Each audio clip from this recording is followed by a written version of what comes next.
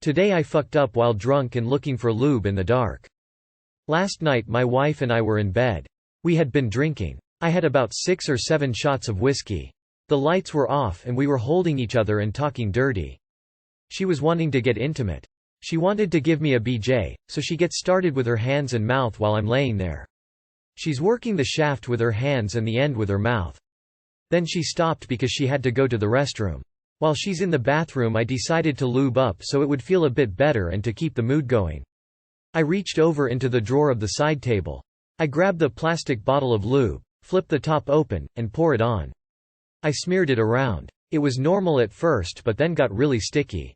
I thought maybe I didn't put enough on, so I poured more. Again slippery at first, and then really sticky. So I decided to really squeeze the bottle and pour it on. That seemed to have done it.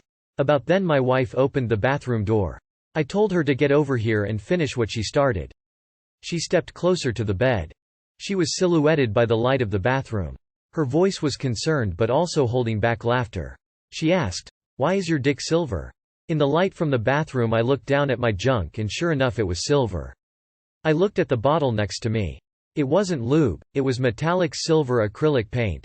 In my drunker stupor I reached into my wife's art supply drawer and grabbed a bottle of paint. We both start laughing at my metallic hard-on and steel balls. We immediately start laughing as I jump in the shower saying I need my oil can as I washed off the paint. For anyone who's curious, I didn't get the rest of the BJ. Apparently acrylic paint leaves an aftertaste on your Johnson even if you wash it thoroughly for several minutes. Too long did not read. I was drunk getting a BJ from my wife in the dark. I thought I grabbed lube but grabbed a acrylic paint and accidentally painted my junk silver. New nickname. The Iron Giant. I'm mainly surprised at using lube for a BJ here. Should probably start calling yourself Iron Dong now. Who TF keeps art supplies in the nightstand one drawer away from the lube? I died laughing reading this. Hopefully your dick is okay though. Why are your wife's paints bedside? Shiny and chrome. I'm more concerned about why you needed lube for a BJ. Today I fucked up by wishing my crush a happy birthday. So this literally happened about an hour ago. Just now getting on break. I work at a manufacturing facility and work the assembly line. The guy next to my station is 21 years old and is too young to remember the 11th of September 2001. So he started asking me questions about what all happened that day. I was only 8 at the time, so I tried telling him my experience. About a minute or so into our conversation I see my workplace crush talking to another coworker further down the line. And I remembered today is her birthday. So I'm keeping my eye on her to see if she was gonna come my way. At the same time I'm holding a conversation with my coworker. A couple minutes pass and I'm talking about seeing the news for the first time after being pulled from school that horrid day, and I glance over, and see my crush is heading my way and about 10 feet away. I lean over, look her dead in the eyes, and say, "Hey, redacted, happy 9/11s." She literally stopped dead in her tracks. I quickly realized I wished her a happy 3,000 people dying. And promptly said, "I'm so sorry, I meant happy birthday." She kinda nervous giggled, said thanks, and then shuffled on to another area. I felt like a complete and utter ass. I'll probably be working the same machine as her after break. Maybe I can recover. Too long did not read. I wished my crush a happy 9/11. Edit. Just got a chance to hop back on. I appreciate the kind words. Ended up being stationed across from her. She understood the goof up. Apparently she has been made fun of back in the day for sharing a birthday with a terrorist attack. So it caught her off guard a bit. Still felt horrible in the moment, just glad she was understanding. As someone who was born on the 11th of September 2001, she probably didn't think much of it. I'm so used to people saying stuff like that so it doesn't faze me anymore. Happy Memorial Day is a common saying people don't realize. It was an instant reaction in that moment. As long as you aren't a real psycho then I wouldn't dwell or put too much stock into this. Tomorrow everyone will forget about it. Sock buddy, foot and mouth moment. Your heart was in the right place, hopefully you guys can laugh it off. Or like solemnly remember the people we lost. Preferably both. If they don't realize that was a mistake and forgive you immediately, I don't know what to say. I get you feeling embarrassed, but them awkwardly walking away? Like bruh, it was an accident, and a pretty funny one at that. Not the worst thing in the world. Nerves get to all of us. I wonder how many mothers hold onto their kids or try to push them out faster to avoid this date. I said that before unaccidentally and unironically. Not proud of it, but it was an inside joke for a while. Either way, I think she will forgive you. Today I fucked up by counting to an airport frequency. So, I was 10. I was at a friend's house. So we just play and do some shit, and then he tells me he has walkie-talkies. So, as any normal kids, we just play with those. So we switched frequencies. It was pretty silent for all of them until we got in the 16th. For a fact, he lives just outside an airport. So we connect to some frequency, I don't remember which one, let's say 16.52. And there we hear, Flight 231B, you are authorized for landing on Trace A4, or something like that. So what do I do with my friend, would you ask? We say, yep, that's the good trace, and then the guy there is like, WTF? Why are kids there? We switch frequencies. A few months later, I discover it is a federal crime in my country. TLR. Me and my friend got on an airport authorization frequency with walkie-talkies, said shit and then learned it was a federal crime. In the Coast Guard, some kid on Nantucket was goofing around on the emergency frequency and we sent out a couple of guys with a radio direction finder and showed up at his house. His parents were less than pleased. My brother and I literally did the same thing in Germany, just outside an Air Force base. We were a bit more mischievous, we called in a mayday posing as a flight out in the Mediterranean Sea going down. About 3 minutes into our shenanigans, a fighter jet took off from the base at haul-ass speeds in that direction. We thought it was related to our call and promptly put the radio away. Fast forward a few hours, we were on it again. This time someone on the other end started yelling at us. We put it away for good at that point. Many years ago, Heathrow Airport, London, had issues with picking up baby monitors from the nearby houses on their frequency. Normal walkie-talkies use a frequency range that is unregulated and used for all sorts of everyday devices. There has to be more going on with the devices you guys were screwing with.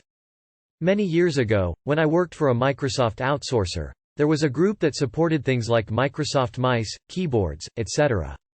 And Microsoft Actimates Barney the dinosaur. My friend who was working on that project took a call from a user whose Barney would occasionally become possessed.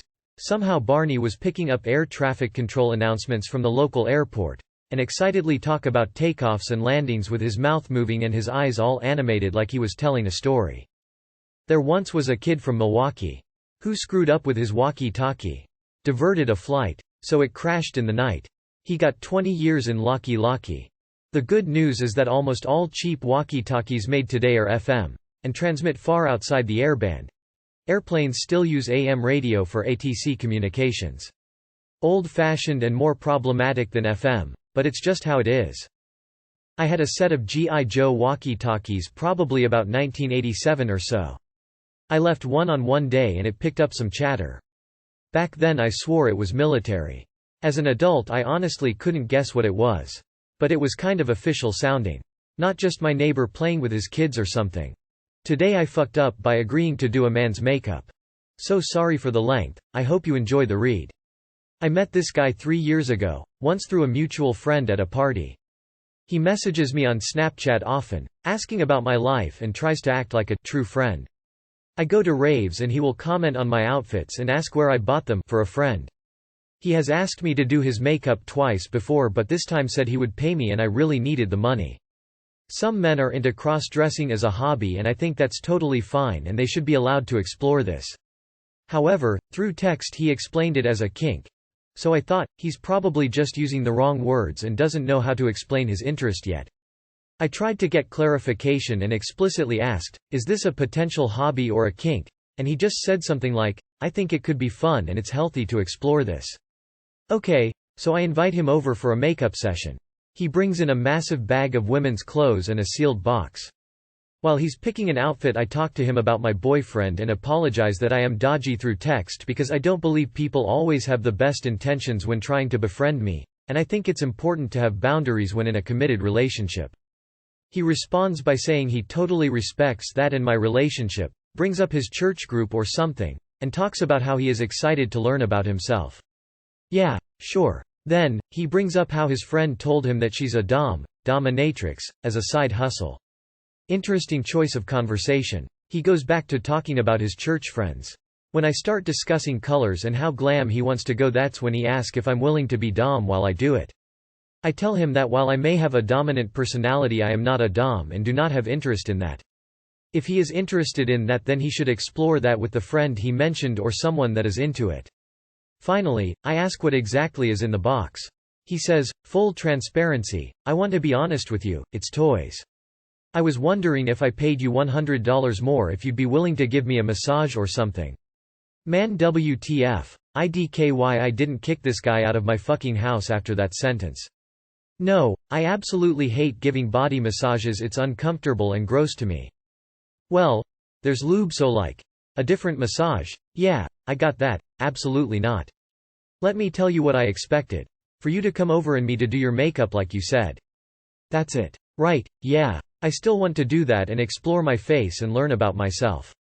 This will be a lot of fun, thank you for helping me. I am really easygoing. Probably to a fault. So whatever, I let this ball keep rolling downhill. Even though I'm pissed at this point, I still want the money he offered for the makeup session. He picks out an outfit. Booty shorts, hot pink tank top, wants to wear my leather jacket, and convinces himself he fits in my 6 inches bedazzled leather platform boots, for raves. I did his makeup, and the entire time he talks about his Christian youth group, failed relationships, wanting to marry a Christian woman soon. Whatever, dude. I gave him maybe about $6 million alone in the bathroom to take pictures and look at himself. However, when I went back in there, I noticed the box had been cut open, his clothes piled up covering it. After he paid me and left, I also noticed toilet paper in my toilet. I texted him telling him that I didn't appreciate he wasn't honest with his intentions, his attempt at misleading me, springing something on me in the moment, that I think he is masking by trying to use his religion to come off as a good person, and that I tried to help him with a potential hobby, not his sexual gratification. To which he responded by asking for forgiveness, sending me pictures of his Christian youth group chats, saying he will continue to pray for me, and sending me a picture of a cathedral he goes to that is pretty inspiring. Then, he requested to connect on LinkedIn. I blocked him on everything. Too long, did not read. Invited a guy over to do his makeup. Instead, I think he wanted to be pegged or jerked off in women's clothing, particularly my clothing. I think he might have jerked off in my bathroom. Texted him he was dishonest, and he sent me pictures of Christian youth groups and a cathedral. P.S. I absolutely am not kink shaming. You are into whatever you are going to be into, and I respect that. However, you should respect other people's boundaries and be honest with your intentions beforehand. PSS, edit. I also respect everyone's individual beliefs. I'm clearly open-minded and very willing to have conversations about religion. I just thought it was odd that he brought it up more than anyone I've met given his true intentions. I love it when people like that say they will pray for me. No dude. You're the one who needs help, I will pray for you.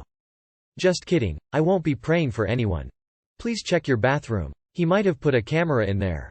I have cross-dressing as a kink and I wouldn't ever do this, it's very creepy. Guy is on another level. While this dude is obviously a fucked up creep, I sincerely hope he finds whatever he needs. Dude needs at least a therapist and some time away from the church. If he wanted this kind of thing, he should have told you beforehand. This is extremely uncomfortable, blah. Yeah. Next time the minute anything sexual comes up, kick them out.